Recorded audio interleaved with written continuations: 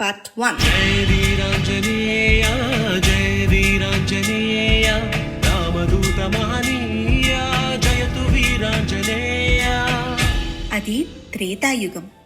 ఆ యుగంలో ఒకనాడు శివుడు, బ్రహ్మ, మహేంద్రాది దేవతలు సహా మహర్షులు వైకుంఠానికి చేరుకున్నారు. శ్రీ మహావిష్ణువును దర్శించారు. దేవాధిదేవ, లంకాధిపతి రావణాసుని హింసలు భరించలేకపోతున్నాం. యజ్ఞ యాగాది క్రతువులు ఆగిపోయాయి. బ్రహ్మ ఇచ్చిన వరబలంతో రావణుడు రెచ్చిపోతున్నాడు. అతని ఆగడాలకు అంతే లేకుండా పోతోంది అని అన్నారు. ఆందోళన చెందారు. బ్రహ్మ ఏమని వరమిచ్చాడు అడిగాడు విష్ణువు. నరుల వల్ల, వానరుల వల్ల తప్ప రావణుడికి మరెవ్వరి వల్ల ప్రాణహాని లేదన్నాను. ఆ వరబలంతోనే అతను దేవతలను, మహర్షులను హింసిస్తున్నాడు. ధర్మాన్ని నాశనం చేస్తున్నాడు. అతన్ని మట్టుబెట్టి లోకానికి శాంతిని నువ్వే చేకూర్చాలి లక్ష్మీరమణ, నువ్వే దిక్కు అన్నాడు బ్రహ్మ. రావణుడు మహాశివభక్తుడని విన్నాను అన్నాడు విష్ణువు. శివుణ్ణి నవ్వుతూ చూశాడు. భక్తుడైనంత మాత్రాన బరి తెగిస్తే ఎవరు భరిస్తారు బ్రహ్మనాభ? నీ ఇష్టం. నీకు నేను ఏ రకంగానూ అడ్డుకాను, అడ్డు రాను అన్నాడు శివుడు.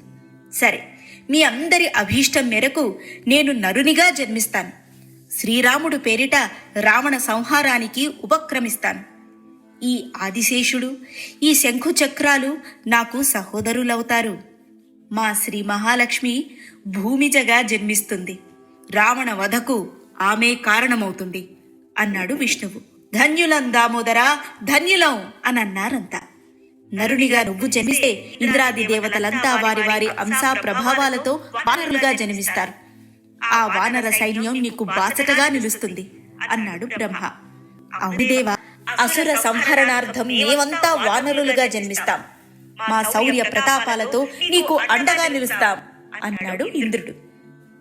బాగానే ఉంది గాని మహాశివ భక్తుడు, బ్రహ్మజ్ఞాని, మహా తపస్సంపన్నుడు రావణ బ్రహ్మను సంహరించాలంటే దైవాంశ సంభూతుడైన గొప్ప వానరుడు ఇంకొకడు కావాలి.